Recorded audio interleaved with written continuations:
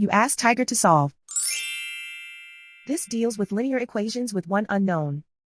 The final result is x equals 13. Let's solve it step by step. Simplify the expression. Group like terms.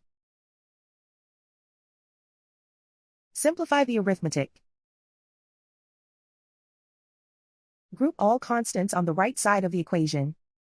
Subtract 24 from both sides. Simplify the arithmetic.